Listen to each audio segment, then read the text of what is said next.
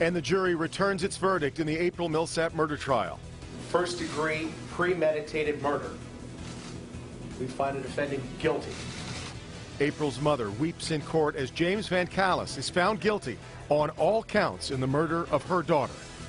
And it tops Local 4 News at 5 on this Monday. After a trial that stretched for weeks, the jury came down hard today on James VanCallis. It really did, and once court was adjourned, the cheers erupted.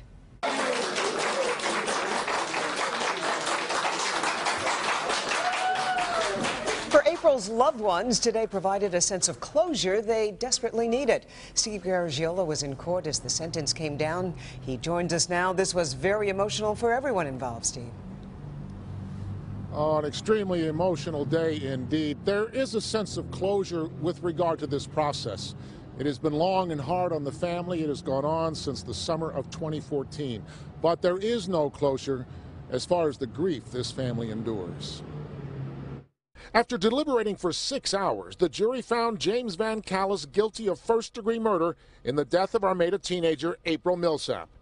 He was found guilty of 4 counts in all, including felony murder, kidnapping, and assault with intent to commit sexual penetration. Cheers and applause broke out immediately after the judge ended the hearing.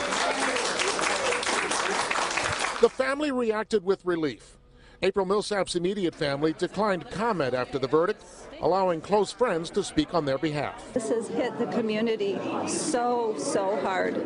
On behalf of the family, they are greatly appreciative of the support. VanCallis' attorney argued there was no DNA evidence tying his client to the murder.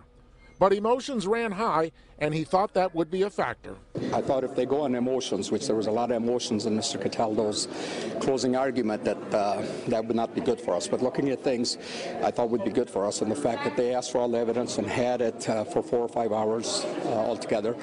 I was expecting a different result, but it is what it is, and we respect the juries. And from the bottom of their hearts, they are just so relieved at this verdict. It is a just and fair verdict. Yeah, I was speaking with a friend of the family afterwards who talked about what an emotional day it was in the courtroom. And she said, you have to understand, this murder destroyed 2 families, and that isn't healed just because there's a verdict.